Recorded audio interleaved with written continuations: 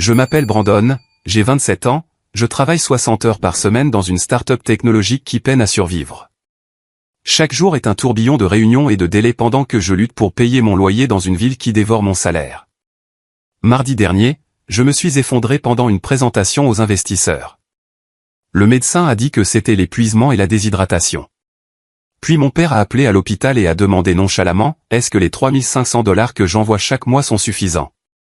Je me suis figé, confus. Quelle allocation? La ligne est restée silencieuse si longtemps que j'ai cru que nous avions été déconnectés. Si vous regardez ceci depuis votre canapé confortable, laissez un j'aime et abonnez-vous. Croyez-moi, vous voudrez entendre ce qui s'est passé ensuite. J'ai grandi dans un quartier de banlieue tranquille à Grand Rapids, dans le Michigan. Nous n'étions pas riches, mais nous étions assez à l'aise. Mes parents avaient tous deux des emplois corrects, papa comme ingénieur électricien et maman comme assistante administrative dans un lycée local. Notre maison à 2 étages avait un panier de basket dans l'allée où mon jeune frère Jason et moi jouions jusqu'à ce que les lampadaires s'allument. C'était des temps simples où la famille signifiait la sécurité, et je ne pensais jamais à des choses comme le loyer ou les factures de services publics. Tout a changé quand j'ai eu 16 ans et Jason 14. Les disputes avaient augmenté depuis des mois, mais je n'étais toujours pas préparé quand papa nous a assis et a expliqué que lui et maman divorçaient. 2 semaines plus tard, il a déménagé et 3 mois après, il s'est installé en Arizona pour un nouveau travail. Le tribunal a accordé la garde principale à maman, ce qui signifiait que Jason et moi restions dans la maison familiale, bien que cela n'ait jamais été pareil. Malgré la distance, papa a fait un effort pour rester en contact. Nous avions des appels téléphoniques hebdomadaires où il me demandait des nouvelles de l'école, du sport et de mes projets d'avenir. Il n'a jamais manqué un anniversaire ou un Noël, envoyant toujours des cadeaux attentionnés qui montraient qu'il se souvenait encore de qui je devenais. Quand j'ai été inscrit au tableau d'honneur, il est revenu en avion juste pour m'emmener dîner et me dire à quel point il était fier. Ma relation avec maman était différente. Après le divorce, elle a semblé concentrer toute son attention sur Jason. Alors que je recevais des leçons sur la responsabilité et l'indépendance, Jason recevait un soutien et une compréhension sans fin. Quand j'avais besoin de nouvelles chaussures de basket, maman disait que je devais économiser mon argent de poche. Mais quand Jason voulait la dernière console de jeu, elle trouvait en quelque sorte l'argent. Je me suis dit que c'était parce qu'il était plus jeune et qu'il avait plus besoin d'elle, mais le schéma a continué en grandissant. J'ai obtenu mon diplôme de lycée avec une bonne moyenne et j'ai été accepté à l'université d'État du Michigan. Papa a proposé d'aider avec les frais de scolarité, mais maman a insisté sur le fait que les étudiants devaient apprendre l'indépendance financière. J'ai donc contracté des prêts, travaillé 20 heures par semaine à la librairie du campus et pris des quarts de travail supplémentaires en livrant des pizzas le week-end. Pendant ce temps, Jason a eu une nouvelle voiture pour son 16e anniversaire. Ces années universitaires ont été difficiles, mais formatrices. Je me suis spécialisé en informatique, attiré par la résolution créative de problèmes et les perspectives d'emploi futures. Entre les cours, le travail et les études, j'avais à peine le temps pour une vie sociale. Mes colocataires m'invitaient à des fêtes, mais je déclinais généralement, sachant que j'avais des quarts de travail tôt le lendemain matin. À la fin de mes études, j'avais un diplôme, 45 000 $ de prêts étudiants et la détermination de faire quelque chose de moi-même. Le marché du travail était compétitif, mais j'ai décroché un poste dans une start-up technologique prometteuse à Seattle. Le salaire n'était pas impressionnant, mais l'opportunité semblait en valoir la peine. Mon nouveau directeur parlait de potentiel de croissance et d'options d'achat d'actions qui pourraient être précieuses si l'entreprise réussissait. Papa m'a félicité au téléphone, me disant qu'il était fier que je trace ma propre voie. La réponse de maman a été plus modérée. Elle était occupée à aider Jason à postuler pour un collège communautaire. Le coût de la vie à Seattle m'a frappé comme un coup physique. Mon salaire de débutant qui semblait raisonnable pendant l'entretien couvrait à peine un studio dans un immeuble avec une plomberie douteuse et des voisins qui se disputaient à toute heure. Après le loyer, les charges, les remboursements de prêts étudiants et les courses, il ne me restait presque rien. Les frais de transport en commun mangeaient le peu qui restait.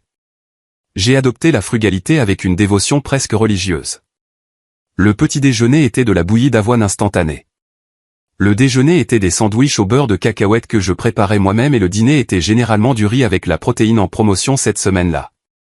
Les coupes de cheveux sont devenues un luxe que je ne pouvais me permettre que tous les 3 mois. Quand mes collègues m'invitaient à un apéro, je prétextais être occupé plutôt que d'admettre que je ne pouvais pas me permettre une seule bière. Le travail est devenu toute ma vie. J'arrivais tôt et je restais tard, espérant que l'effort supplémentaire mènerait à une promotion ou au moins à une augmentation décente. Mon patron a remarqué mon dévouement et m'a confié de plus en plus de responsabilités, bien que la reconnaissance financière promise semblait toujours être juste au coin de la rue.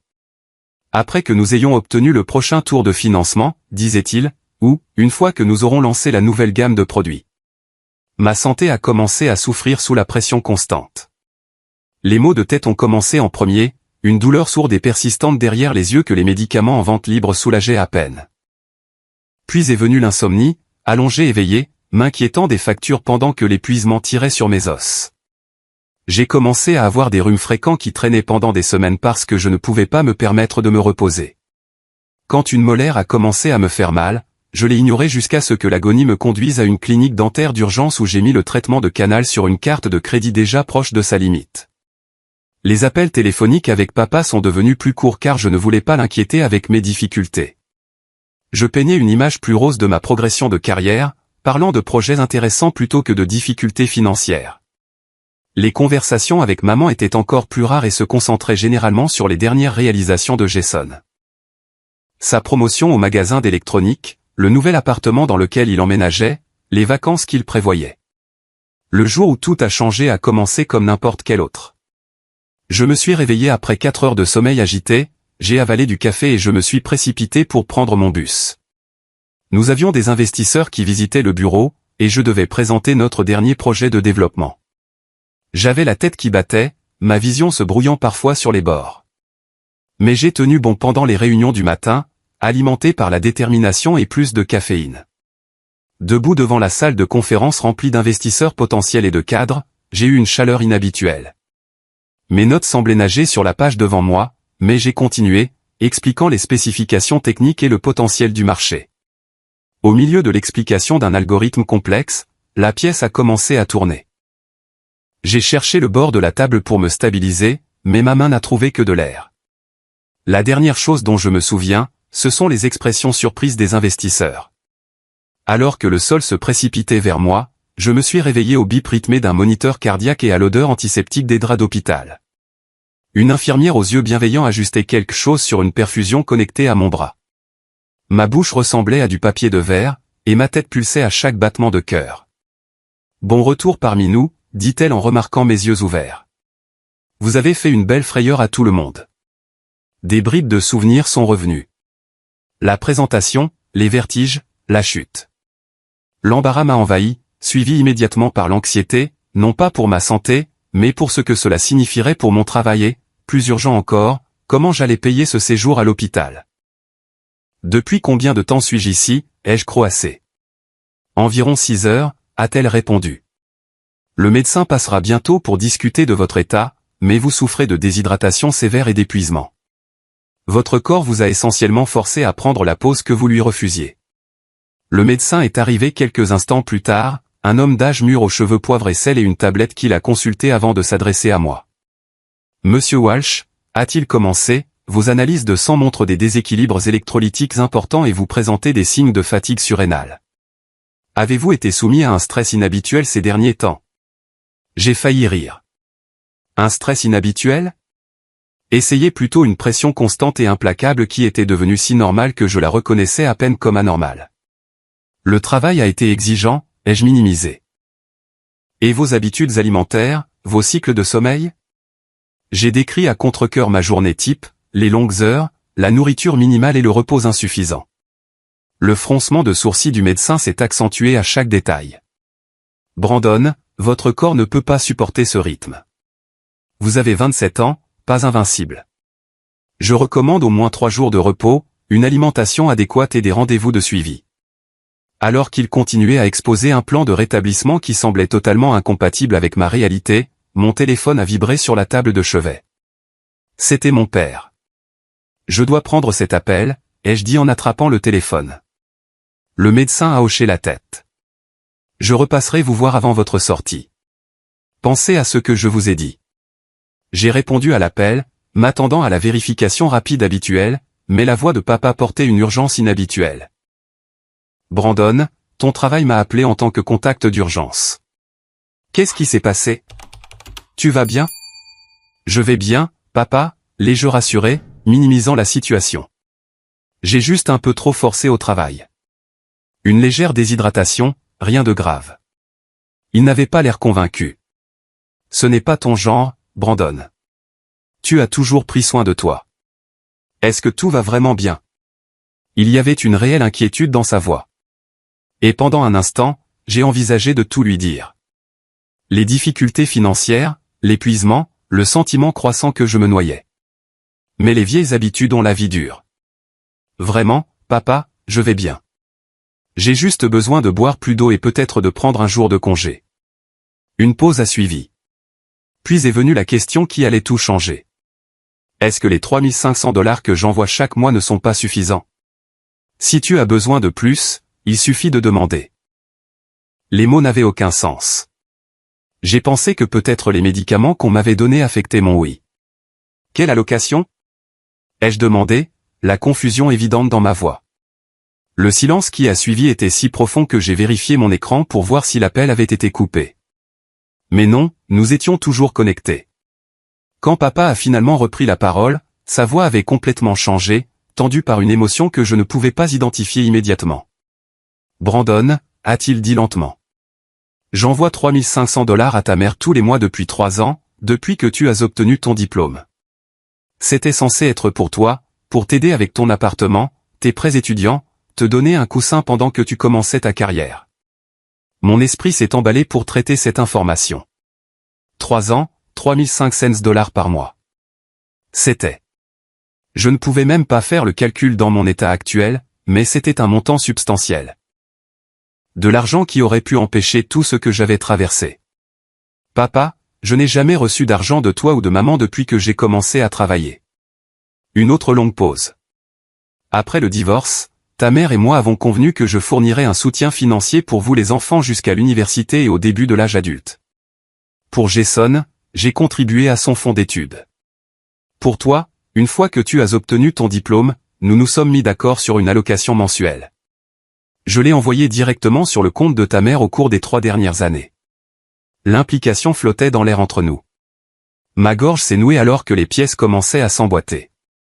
La nouvelle voiture de maman l'année dernière. La rénovation de la cuisine, l'approvisionnement apparemment sans fin de Jason en nouveaux appareils électroniques et vêtements. Je dois y aller, ai-je dit brusquement alors qu'une infirmière entrait avec des papiers de sortie. Je te rappelle. L'heure suivante s'est écoulée dans un brouillard, signant des formulaires, recevant des ordonnances, écoutant des instructions de soins qui enregistraient à peine. Tout ce à quoi je pouvais penser, c'était l'argent. Mon argent, plus de 100 000 $ qui aurait pu changer tout de ma lutte ces dernières années. Alors que je prenais un VTC à la sortie de l'hôpital, le chauffeur m'a demandé si j'allais bien. Je devais avoir l'air aussi choqué que je l'étais. Juste fatigué, ai-je répondu en lui donnant mon adresse. Mais l'épuisement n'avait rien à voir avec le vide qui se propageait dans ma poitrine. C'était quelque chose de bien pire. Les premiers tremblements de la trahison de la personne qui était censée me protéger le plus. Mon appartement semblait plus petit et plus miteux que jamais alors que je rentrais, encore faible de mon séjour à l'hôpital. La seule fenêtre donnait sur un mur de briques, laissant à peine entrer la lumière naturelle. Le futon d'occasion qui me servait de lit était défait, et la vaisselle du petit déjeuner précipité de la veille encombrait le petit évier. Ce n'était plus seulement une situation de vie temporaire. Cela représentait 3 ans de lutte inutile. Je me suis effondré sur le futon, mes papiers de sortie tombant par terre. 3 ans à 3500 $ par mois, soit 126 000 $ au total. Le chiffre était presque incompréhensible. Ce montant aurait pu rembourser entièrement mes prêts étudiants. Cela aurait pu signifier un appartement décent, des soins de santé appropriés, des économies pour l'avenir. Cela aurait pu tout changer. Mon premier instinct a été de vérifier mes comptes bancaires, de manière illogique, espérant qu'il y ait eu un énorme malentendu. J'ai ouvert mon ordinateur portable et je me suis connecté à mon compte courant, scannant des mois de transactions. Rien d'inhabituel n'est apparu, juste mes modestes salaires qui entraient et les factures qui sortaient, le solde oscillant perpétuellement juste au-dessus de 0. J'ai ensuite vérifié mon compte d'épargne, qui contenait exactement 872 $, mon fonds d'urgence qui ne semblait jamais croître car les urgences ne cessaient de se produire. Pas de dépôt mystérieux. Aucune preuve de l'argent que papa prétendait envoyer depuis 3 ans. J'ai ressorti de vieux emails à la recherche de toute mention de maman sur un soutien financier. Rien. En fait, la dernière fois que j'avais demandé de l'aide, lorsque ma voiture était tombée en panne au-delà de toute réparation 6 mois après avoir déménagé à Seattle, maman m'avait fait la morale sur la responsabilité financière et m'avait suggéré de prendre le bus à la place. C'est exactement ce que je faisais depuis. La preuve devenait claire, mais j'avais besoin de l'entendre de maman elle-même. J'ai pris mon téléphone, j'ai remarqué 3 appels manqués de papa, et j'ai composé le numéro de maman à la place. Elle a répondu à la 4e sonnerie, sa voix portant son ton distrait habituel. « Brandon, c'est inattendu. Tout va bien ? » « Pas vraiment, » ai-je répondu, essayant de garder ma voix stable. « J'appelle à propos de l'argent que papa envoie pour moi. » Un silence a suivi. Quand elle a repris la parole, son ton avait légèrement changé. « De quoi parles-tu ? Papa vient de me dire qu'il envoie $3500 tous les mois depuis 3 ans. De l'argent qui était destiné à moi, mais que je n'ai jamais reçu. Ton père dit beaucoup de choses, Brandon. » Sa voix a pris une tournure défensive que je reconnaissais des disputes de mon enfance. Tu sais comment il exagère. Donc, il n'a pas envoyé d'argent pour moi. Eh bien, il envoie une pension alimentaire. Bien sûr, cet arrangement ne s'est pas terminé juste parce que vous avez grandi, mais ce n'est pas un montant spécifique pour toi personnellement. C'est pour soutenir la famille. Cela ne correspondait pas à ce que papa avait dit. Mais je ne vis pas à la maison. Je n'y vis plus depuis des années. Brandon, je suis au milieu de quelque chose en ce moment. Pouvons-nous en discuter plus tard ? Avant que je puisse protester, elle a ajouté, je t'appellerai ce week-end. D'accord. Je t'aime. Et la ligne s'est coupée. Son évasivité n'a fait qu'intensifier mes soupçons. Maman avait toujours été douée pour détourner les conversations inconfortables, mais cela semblait différent. Il y avait de la culpabilité dans sa fin abrupte de notre appel. J'avais besoin de preuves concrètes. J'ai envoyé un texto à papa, peux-tu m'envoyer la preuve de ces paiements que tu as effectués ? Sa réponse est venue rapidement. Je me connecte à ma banque maintenant. Je t'enverrai les relevés par email. En attendant, je me suis souvenu d'autres incohérences financières au fil des ans.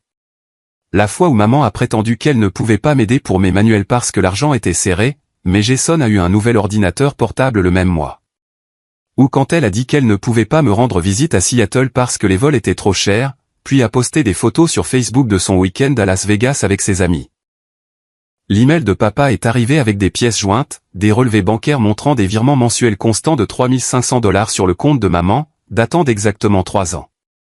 Chacun mentionnait « soutien pour Brandon » dans les notes de transaction. La preuve était indéniable. J'ai rappelé papa, ma voix tremblant légèrement. J'ai reçu ton email. Je vois les virements. Brandon, je suis tellement désolé, a-t-il dit, sa voix lourde de regret. Je n'ai jamais pensé à vérifier que tu recevais l'argent. Quand tu n'en as jamais parlé, j'ai supposé que tu étais responsable, peut-être que tu l'économisais ou l'investissais. Il ne m'est jamais venu à l'esprit. Il s'est interrompu.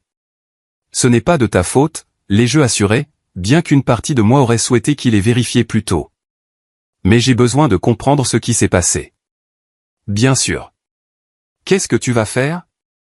Confronter maman, ai-je dit. Un plan se formant déjà en personne.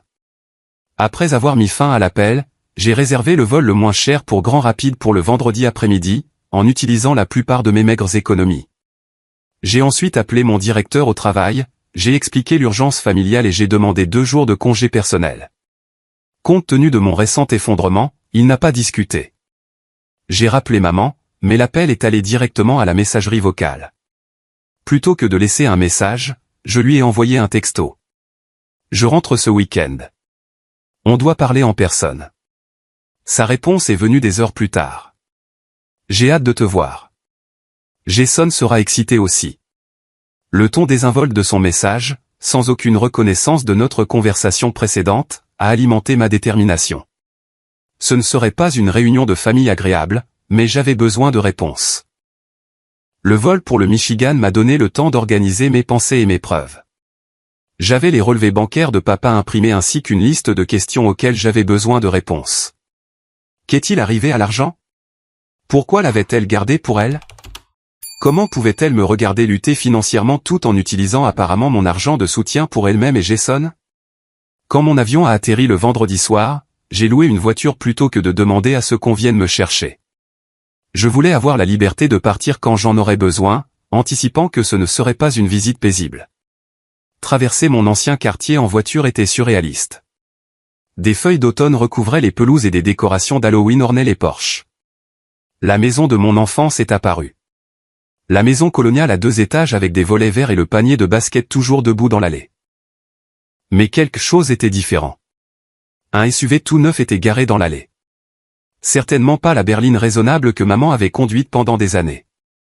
Je me suis garé dans la rue et je me suis approché de la maison lentement, me préparant pour ce qui allait arriver. Avant que je puisse frapper, la porte s'est ouverte et maman se tenait là, souriante, comme si c'était une visite normale. « Brandon, tu es en avance ?» Je ne m'y attendais pas, elle a fait un pas pour m'embrasser, mais ma posture raide l'a fait hésiter. « Tu ne te sens toujours pas bien ? Jason a mentionné que tu étais à l'hôpital. » Alors, ils avaient parlé de moi. « Je vais bien », ai-je répondu en la dépassant pour entrer dans la maison. « Où est Jason ? » ?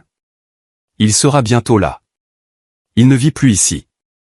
Il a son propre appartement de l'autre côté de la ville, mais il vient dîner la plupart des vendredis. J'ai hoché la tête, observant l'intérieur de la maison. Le salon avait de nouveaux meubles, et la cuisine, visible à travers l'arche, avait été rénovée avec des comptoirs en granit et des appareils électroménagers en acier inoxydable.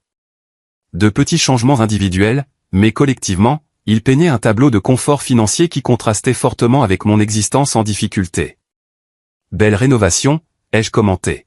« Quand avez-vous fait tout ça ?»« Oh, progressivement au cours des 2 dernières années, » a répondu maman, apparemment inconsciente de mon ton. « Voudrais-tu quelque chose à boire en attendant Jason ? » « De l'eau, ça ira », ai-je dit en la suivant dans la cuisine. Nous avons eu une conversation forcée sur son travail et les potins du quartier pendant que je sirotais mon eau. J'étais sur le point d'aborder la vraie raison de ma visite lorsque la porte d'entrée s'est de nouveau ouverte. « Maman, tu ne croirais pas ce que Henderson a dit au travail aujourd'hui. » La voix de Jason s'est coupée alors qu'il entrait dans la cuisine et me voyait. « Brandon. Je ne savais pas que tu venais. » Sa surprise semblait sincère, mais il y avait autre chose dans son expression. De la lassitude, peut-être. Ma réponse est morte dans ma gorge alors que je prenais la mesure de l'apparence de mon jeune frère. Un jean de créateur, une montre d'apparence coûteuse, et des clés de ce qui semblait être une voiture haut de gamme pendant à son doigt. Ce n'était pas le look de quelqu'un qui avait des difficultés financières. « Belle voiture », ai-je dit au lieu d'une salutation. « Neuve. Je l'ai eue il y a quelques mois, » a répondu Jason avec une pointe de fierté.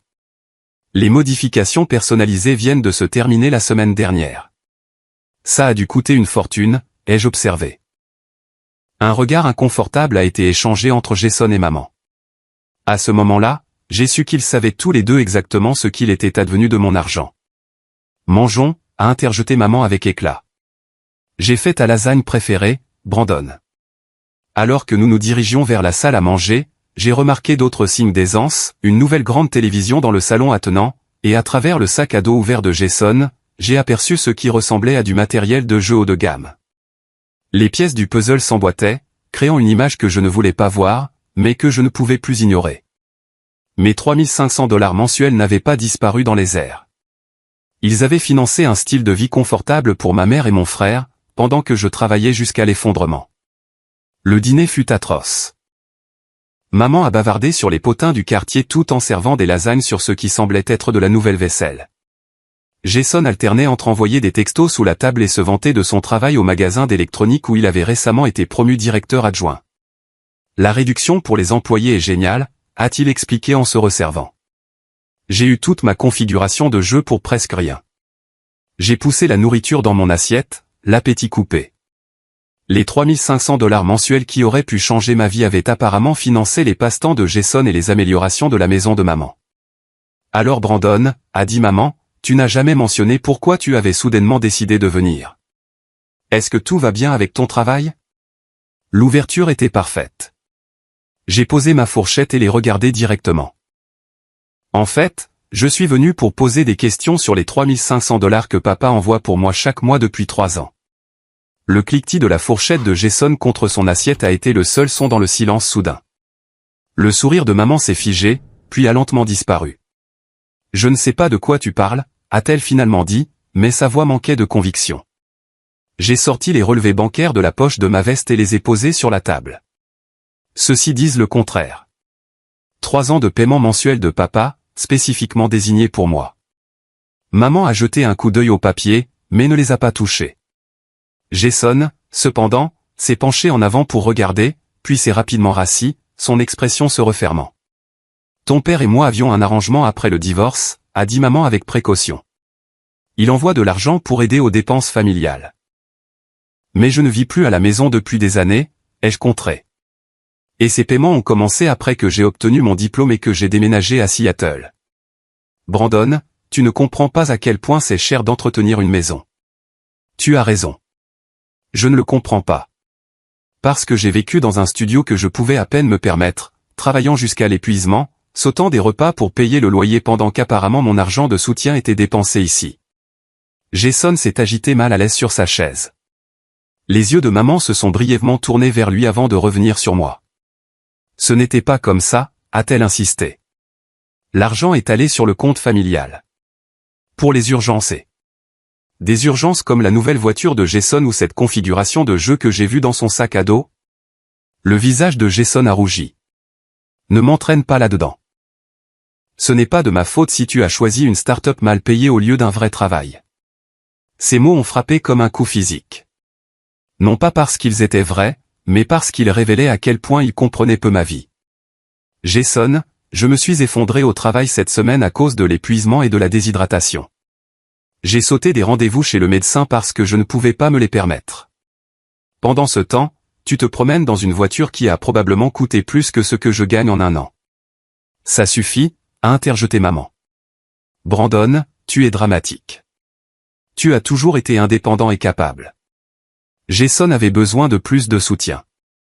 Du soutien pourquoi? Son habitude de jeu. L'expression de maman s'est durcie. Tout le monde n'est pas aussi doué que toi, Brandon. Jason a des difficultés. Il avait besoin du coup de pouce à sa confiance que ces choses lui ont apporté. Je l'ai regardé, incrédule. Alors, tu as pris de l'argent spécifiquement destiné à moi et tu l'as donné à Jason parce que... Quoi? Il voulait des jouets chers, et moi je m'en sortais bien, noyé sous les dettes étudiantes et travaillant 60 heures par semaine? Ne parle pas à maman comme ça, a cassé Jason. Ce n'est pas de sa faute si tu as déménagé à l'autre bout du pays et que tu gardes à peine le contact. Je garde à peine le contact parce que je travaille constamment pour survivre. Ma voix s'est élevée malgré mes efforts pour rester calme. Avez-vous la moindre idée de ce qu'ont été ces 3 dernières années pour moi? Le traitement de canal que j'ai mis sur une carte de crédit que je paie encore. La fois où j'ai eu une bronchite mais que je ne pouvais pas me permettre de manquer le travail, alors j'ai juste tenu bon pendant des semaines. Maman a eu la décence d'avoir l'air mal à l'aise, mais sa défense est restée. Brandon, nous ne savions pas que les choses étaient si difficiles pour toi. Tu n'as jamais rien dit. Est-ce que ça aurait fait une différence? Si je l'avais fait, m'aurais-tu vraiment envoyé l'argent que papa me destinait? Son hésitation était une réponse suffisante. C'était combien, ai-je demandé en me tournant vers Jason. Combien de mon argent est allé dans cette voiture, ce matériel de jeu? Jason a jeté un coup d'œil à maman avant de répondre. Je ne savais pas que c'était spécifiquement pour toi. D'accord. Maman a dit que papa envoyait de l'argent de soutien familial. Ce n'est pas ce que j'ai demandé. Un autre silence inconfortable est tombé.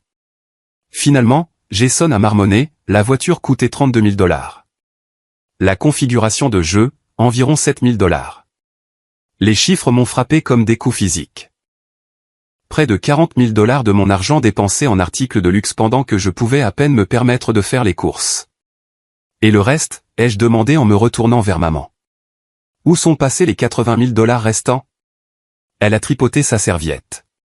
La rénovation de la cuisine. Un peu pour l'hypothèque. Les frais de scolarité de Jason au collège communautaire. Les vacances en famille l'année dernière. Des vacances en famille? Tu veux dire le voyage à Hawaï que toi et Jason avez fait pendant que je travaillais à Noël parce que je ne pouvais pas me permettre de rentrer? Maman a eu au moins la grâce d'avoir l'air honteuse. Nous t'avons invité, Brandon. Non, tu as mentionné que vous y alliez et tu as dit, c'est dommage que tu ne puisses pas nous rejoindre. Quand j'ai expliqué que je ne pouvais pas me permettre le vol, tu savais exactement pourquoi je ne pouvais pas venir et tu n'as jamais proposé de m'aider avec le billet. Tout le poids de la trahison m'écrasait. 3 ans de difficultés inutiles, 3 ans de détérioration de ma santé physique et mentale, 3 ans d'isolement et de stress pendant que ma mère et mon frère profitaient des fruits de l'argent qui m'était destiné. Je vous faisais confiance, ai-je dit, ma voix se brisant légèrement. Toutes ces fois où j'ai appelé, luttant pour joindre les deux bouts, et tu m'as fait la morale sur la responsabilité financière. Tu savais que papa envoyait de l'argent pour moi, et tu l'as délibérément gardé pour toi. Ce n'était pas délibéré, a protesté faiblement maman. C'est juste arrivé. Au début, j'allais t'en envoyer une partie, mais ensuite Jason a eu besoin de nouveaux pneus pour sa voiture, et puis il y a eu la fuite du toit, et ça a juste continué. Point pendant 3 ans. L'incrédulité dans ma voix était indubitable. Ce n'est pas un accident, maman. C'est un choix. Une série de choix, chaque mois. Jason, sentant peut-être que sa position était indéfendable, a essayé une autre approche. Écoute, nous ne savions pas que tu avais autant de mal. Tu as toujours agi comme si tout allait bien. Parce que c'est ce qu'on fait dans cette famille. Ai-je explosé? On fait semblant que tout va bien. Maman le fait depuis le divorce, et j'ai appris des meilleurs. Maman a tressailli comme si je l'avais giflé. Ce n'est pas juste. Juste? Tu veux parler de juste? J'ai fait un geste vers les relevés bancaires sur la table. 126 000 $, maman. C'est ce que papa a envoyé pour moi. De l'argent qui aurait pu changer tout de ces 3 dernières années de ma vie. Et tu l'as pris. Je ne l'ai pas vu de cette façon, a-t-elle dit doucement. Dans mon esprit, c'était pour soutenir la famille. Je ne faisais plus partie de ce foyer. Tu savais que j'avais des difficultés à Seattle. Tu savais que je travaillais jusqu'à l'épuisement et tu m'as laissé croire que j'étais seul tout en dépensant mon argent de soutien pour des rénovations de cuisine et des vacances. Jason s'est levé brusquement. C'est. Tu penses toujours que tu es meilleur que nous avec ton diplôme chic et ton travail dans la grande ville. Alors les choses ont été difficiles pendant un certain temps. Bienvenue dans la vraie vie. Le rejet désinvolte de mes difficultés a été la goutte d'eau qui a fait déborder le vase. Je me suis levé aussi, tremblant de colère et de blessure. La vraie vie? Si j'ai vécu la vraie vie, Jason, tu as vécu à mes frais, apparemment, profitant de luxe dont je ne pouvais même pas rêver parce que j'étais trop occupé à faire plusieurs quarts de travail pour garder un toit au-dessus de ma tête. Ça suffit, vous deux, a interrompu maman. Brandon, je comprends que tu sois contrarié, mais... Contrarié ne commence même pas à le décrire, les jeux coupés. Tu m'as trahi, maman. Vous deux, vous l'avez fait, et je ne sais pas si je peux pardonner ça. Les mots sont restés en suspens dans l'air, lourds de finalité. Les yeux de maman se sont remplis de larmes. Mais pour une fois, je n'ai pas ressenti l'envie familière de la réconforter, d'arranger les choses et de prétendre que tout allait bien. Je reste à l'hôtel ce soir, ai-je dit en rassemblant les relevés bancaires. Je vous ferai savoir quand je serai prêt à reparler. Alors que je me dirigeais vers la porte, maman a appelé après moi. Brandon, s'il te plaît, nous pouvons arranger ça. J'ai fait une pause, la main sur la poignée de porte, sans me retourner. Le pire, ce n'est même pas l'argent, maman. C'est que tu m'as regardé lutter pendant 3 ans et que tu n'as rien dit. Tu as choisi Jason plutôt que moi, encore et encore. Sur ces mots, je suis sorti, laissant la porte se refermer derrière moi avec un déclic décisif. Dans ma voiture de location, les mains tremblant sur le volant, les larmes que j'avais retenues se sont enfin libérées. 3 ans de lutte cachée, de prétendre que j'allais bien, de pousser mon corps et mon esprit à leurs limites. Tout cela inutile, tout cela évitable, tout cela parce que les personnes qui auraient dû me protéger avaient au contraire profité de moi. En m'éloignant de la maison de mon enfance, je ne quittais pas seulement l'espace physique. Je laissais derrière moi des illusions sur ma famille qui avaient persisté malgré les preuves du contraire. La révélation était douloureuse, mais il y avait aussi un étrange sentiment de clarté qui perçait à travers la trahison. Pour la première fois, je voyais la dynamique clairement, non pas comme je l'aurais souhaité, mais telle qu'elle était réellement. La chambre d'hôtel était générique et impersonnelle. Mur beige, œuvre d'art florale, un lit queen avec trop d'oreillers. Mais ce soir, son anonymat était réconfortant. Je me suis assis sur le bord du lit, émotionnellement vidé par la confrontation, et j'ai appelé papa. Il a répondu immédiatement. Brandon, comment ça s'est passé? À peu près comme on pouvait s'y attendre, ai-je répondu ma voix. Ils ont tout dépensé. Tout. Papa est resté silencieux un moment avant de demander, pourquoi? J'ai raconté les détails. La voiture et la configuration de jeu de Jason, la rénovation de la cuisine de maman, leurs vacances et les améliorations de la maison. À chaque article, la respiration de papa devenait plus contrôlée, comme toujours quand il contenait sa colère. Je viens là-bas, a-t-il finalement dit. Je serai sur le premier vol demain. Tu n'as pas besoin de le faire.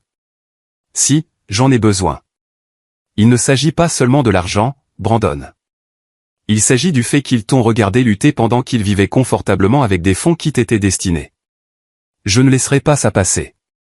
La fermeté de sa voix était rassurante. Pendant si longtemps, j'avais tout géré seul.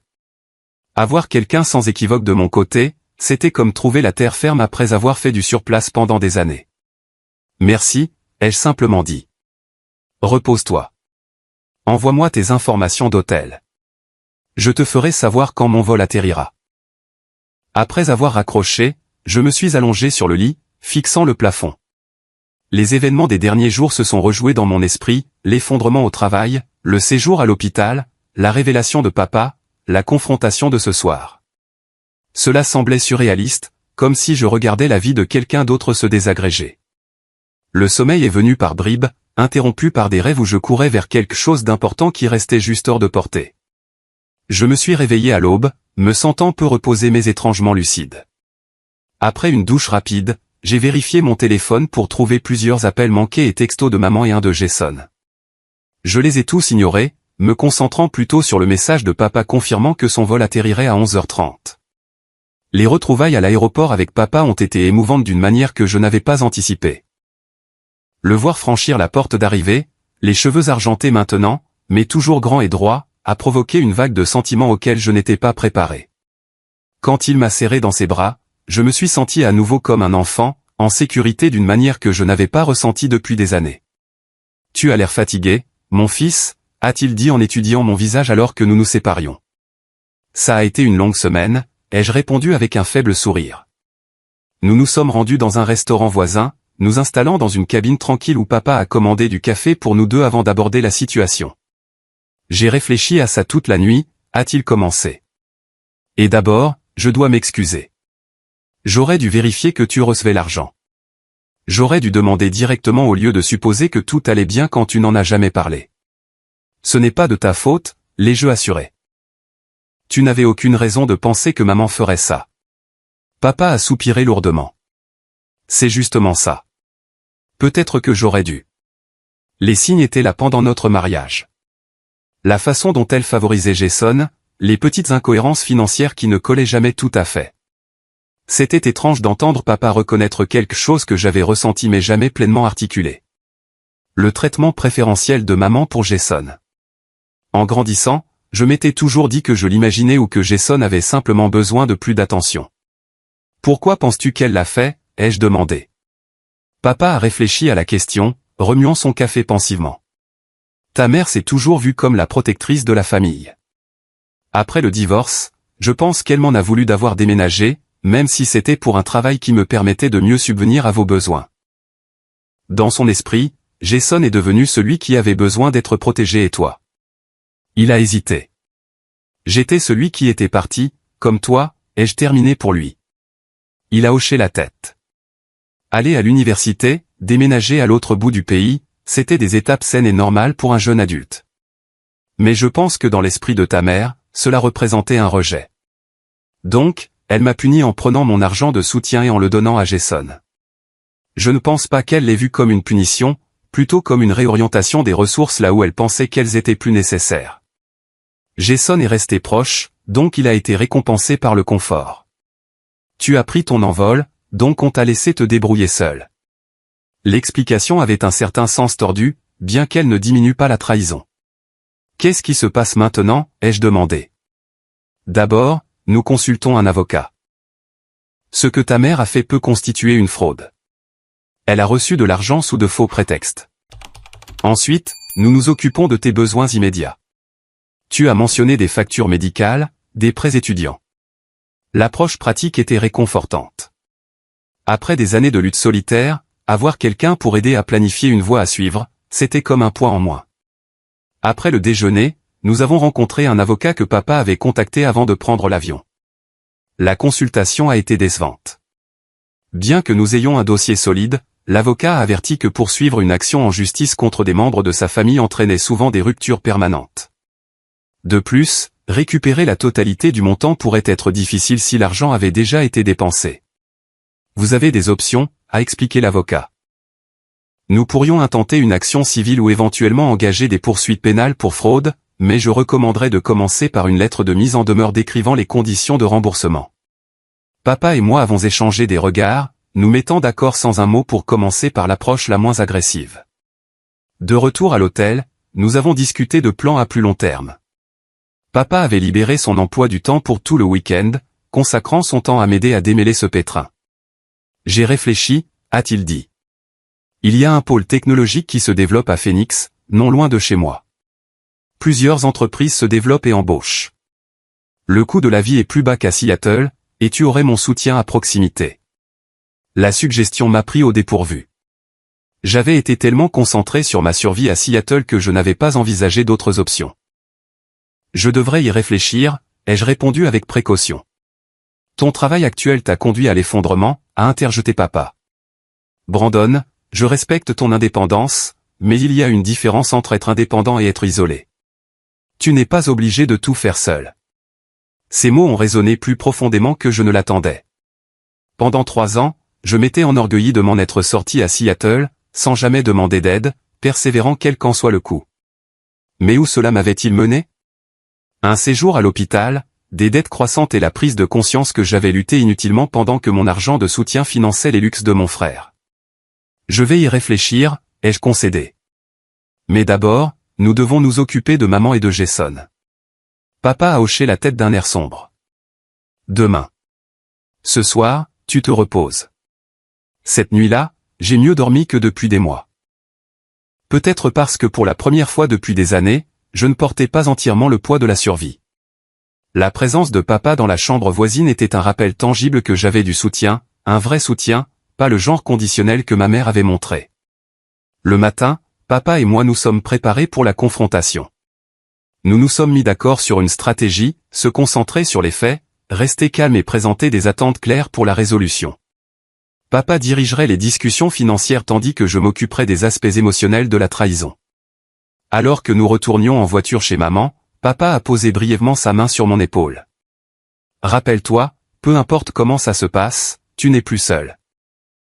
Ces simples mots m'ont porté jusqu'à la porte, prêt à affronter les membres de ma famille qui avaient trahi ma confiance, mais enfin équipé du soutien et de la clarté nécessaires pour exiger des comptes. Maman a ouvert la porte avant que nous puissions frapper, son expression passant de l'espoir à la méfiance en voyant papa à mes côtés. Jason était déjà là, affalé dans un fauteuil du salon, se concentrant ostensiblement sur son téléphone.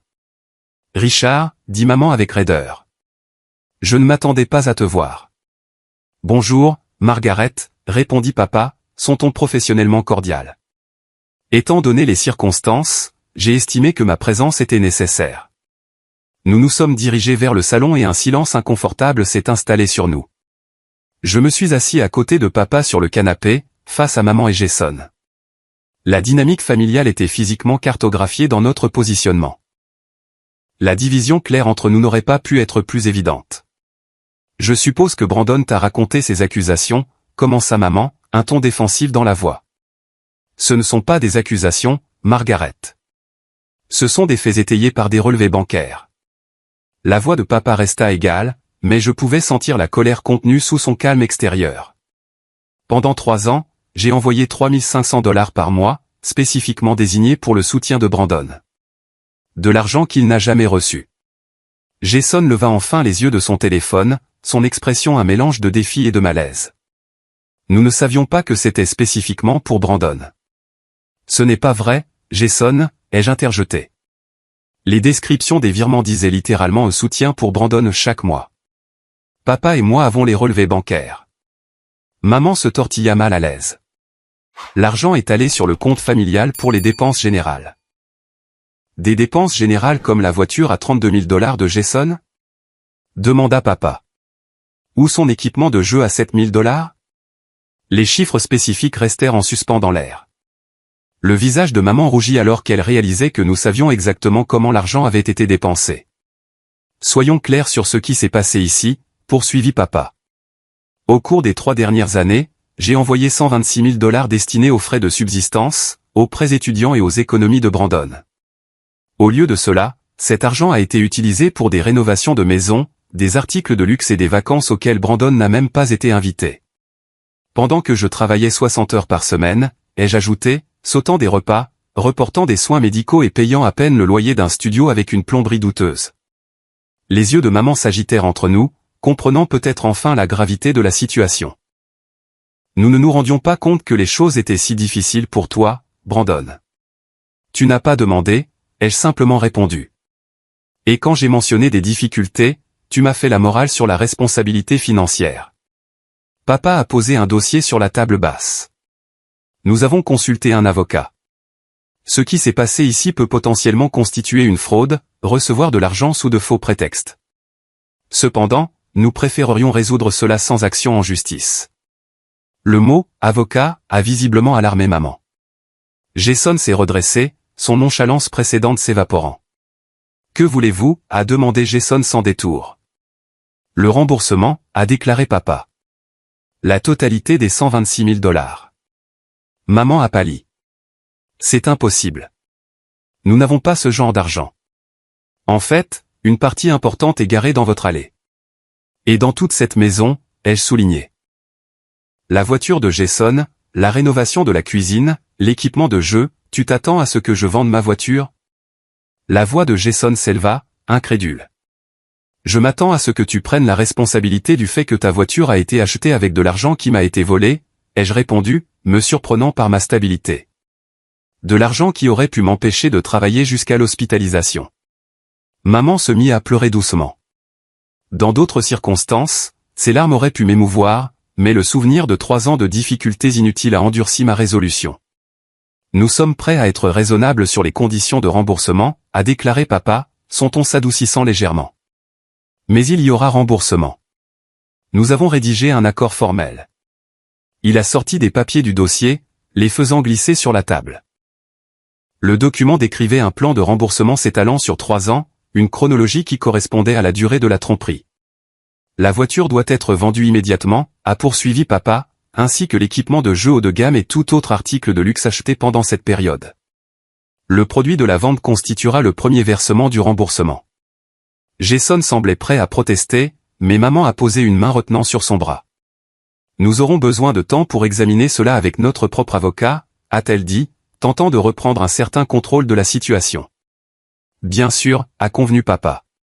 Vous avez 48 heures. Après cela, nous engagerons une action en justice. L'ultimatum flottait dans l'air. Maman fixait les papiers, apparemment incapable de traiter complètement ce qui se passait. Je vous faisais confiance, ai-je dit, brisant le silence. Toutes ces fois où j'ai appelé, toutes ces fois où je suis venu en visite et que je ne me suis jamais plaint de la difficulté des choses, vous m'avez regardé lutter tout en dépensant de l'argent qui m'était destiné. Je ne sais pas comment je peux surmonter ça. Maman a finalement croisé mon regard, ses propres yeux nageant dans les larmes. Je n'ai jamais eu l'intention de te faire du mal, Brandon. C'est juste arrivé progressivement. Jason avait besoin d'aide pour sa voiture, puis il y a eu des réparations à la maison et ça a juste continué. Pendant 3 ans, ai-je souligné. Ce n'est pas un accident, maman. C'est un schéma de décision. Et notre relation, a-t-elle demandé doucement. Pouvons-nous la réparer? La question m'a pris au dépourvu. Dans ma concentration sur la trahison financière, je n'avais pas entièrement traité les conséquences émotionnelles. Pourrais-je lui pardonner? Devrais-je le faire? Je ne sais pas, ai-je répondu honnêtement. En ce moment, j'ai besoin d'espace et de temps, et j'ai besoin de voir des actes, pas seulement des excuses. Jason était resté inhabituellement silencieux pendant cet échange. Mais maintenant, il a pris la parole. Je vendrai la voiture, a-t-il dit de manière inattendue. Et le matériel de jeu, sa capitulation soudaine a surpris tout le monde, y compris lui-même, à en juger par son expression.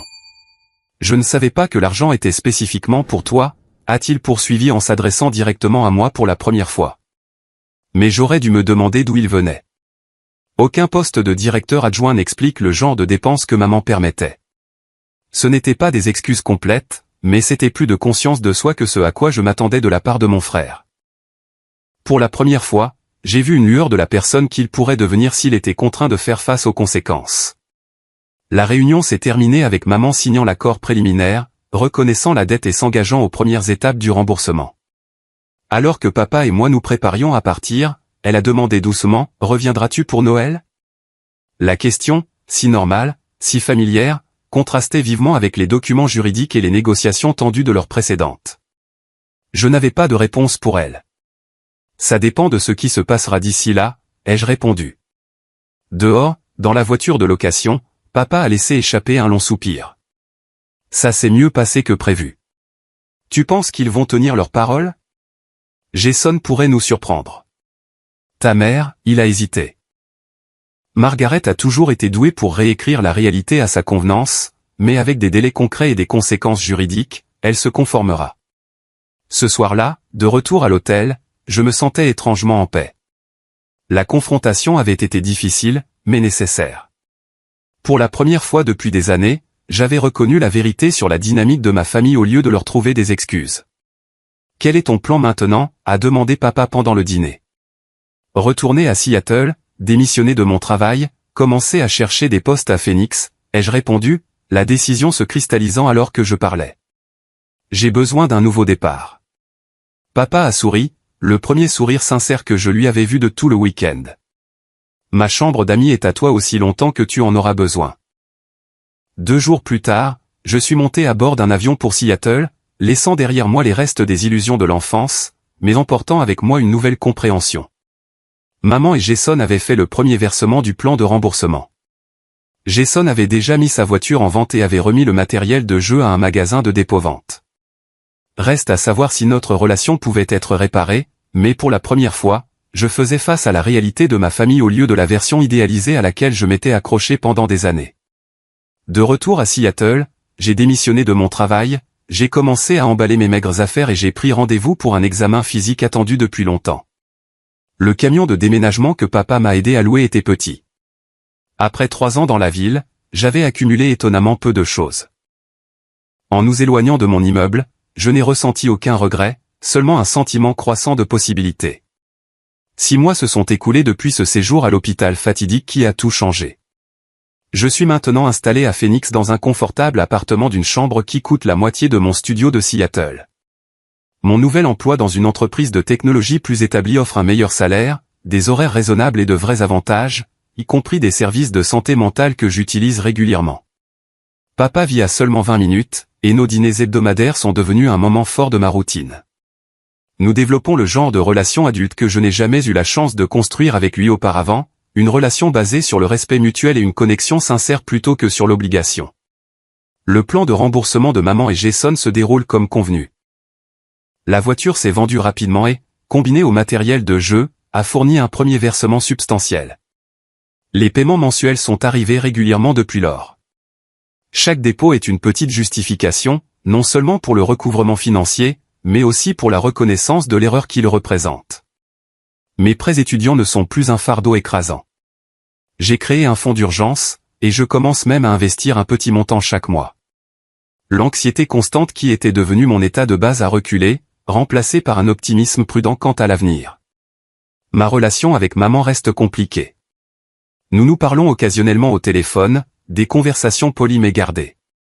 Elle a fait des efforts pour reconnaître le mal que ses actions ont causé, bien qu'il y ait toujours une tendance à minimiser ou à justifier des décisions qui ont profité à Jason à mes dépens. Je n'ai jamais voulu que les choses aillent si loin, a-t-elle dit lors de notre dernier appel. Ça a commencé petit et puis c'est devenu une habitude que je ne savais pas comment briser.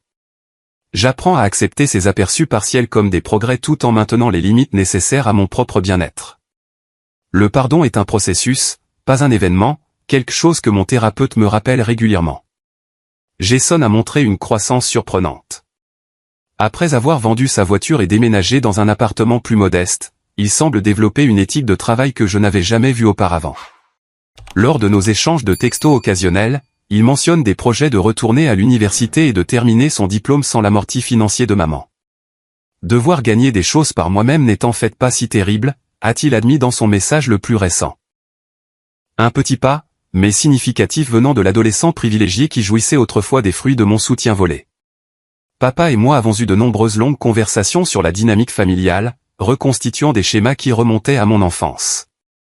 Il porte sa propre culpabilité de ne pas avoir reconnu plus tôt ce qui se passait, bien que je l'ai assuré à plusieurs reprises que la responsabilité incombe principalement à maman. J'aurais dû être plus présent, a-t-il dit lors d'une de ces discussions. La distance physique après le divorce a rendu trop facile pour ta mère de construire son propre récit sans ma contribution. Tu es là maintenant, lui ai-je rappelé. C'est ce qui compte. Et ça compte. Avoir un parent qui me soutient sans équivoque a été guérisseur d'une manière que je n'avais pas anticipée. Papa est devenu non seulement un père, mais aussi un ami et un mentor, m'aidant à naviguer dans les décisions de carrière et offrant une perspective sans contrôler. Les changements les plus profonds, cependant, ont été internes. J'apprends à reconnaître les schémas de l'enfance qui ont façonné mon comportement d'adulte, la tendance à minimiser mes besoins, l'autonomie réflexe qui m'empêchait de chercher de l'aide même lorsque j'en avais désespérément besoin. En thérapie, je développe des approches plus saines des relations et de l'affirmation de soi. J'ai aussi acquis une clarté sur l'argent et son rôle dans la dynamique familiale. Le soutien financier n'est jamais seulement une question de dollars. Il s'agit de priorités, de valeurs, et souvent de pouvoir. La façon dont l'argent circule au sein des familles révèle des vérités que les mots pourraient dissimuler. Plus important encore, j'ai appris sur les limites, leurs nécessités et leur pouvoir. Fixer des limites avec maman et Jason n'était pas punitif. C'était protecteur. Exiger des comptes n'était pas vengeur. C'était essentiel pour toute possibilité de relation future. Je lutte encore parfois avec la question du pardon. Puis-je pardonner entièrement à maman de m'avoir regardé lutter pendant 3 ans tout en redirigeant mon argent de soutien vers Jason? La réponse change de jour en jour. Mais j'ai réalisé que le pardon n'exige pas d'oublier ou de supprimer les conséquences. Il est possible de libérer l'amertume tout en maintenant des limites saines. Les cicatrices de cette expérience feront toujours partie de mon histoire, mais elles ne définissent plus mon présent ni ne dictent mon avenir. Pour la première fois depuis des années, je m'épanouis sincèrement, construisant une carrière que j'apprécie, développant des relations significatives et créant une vie alignée sur mes valeurs plutôt que motivée par la survie. S'il y a une chose que j'ai apprise à travers tout cela, c'est que la famille n'est pas seulement une question de sang. La famille, c'est un soutien constant, un respect mutuel et une confiance inébranlable. Parfois, la famille dans laquelle nous sommes nés répond à ses besoins. Parfois, nous devons créer notre propre version de la famille avec des personnes qui ont sincèrement nos meilleurs intérêts à cœur. Assis ici dans mon nouvel appartement, regardant le coucher de soleil du désert depuis mon balcon, je ressens quelque chose que je n'ai pas ressenti depuis des années. La paix. Non pas parce que tout est parfait, mais parce que je vis enfin de manière authentique, avec un regard lucide sur mes relations et ma valeur. Avez-vous déjà découvert une trahison de la part de quelqu'un en qui vous aviez une confiance totale? Comment l'avez-vous gérée? Si cette histoire a résonné en vous, veuillez partager vos pensées dans les commentaires. N'oubliez pas d'aimer et de vous abonner si vous voulez entendre plus d'histoires sur la navigation dans des dynamiques familiales complexes et la recherche de la force à travers des transitions difficiles. Merci d'avoir écouté et rappelez-vous que parfois les leçons les plus difficiles mènent à la croissance la plus significative.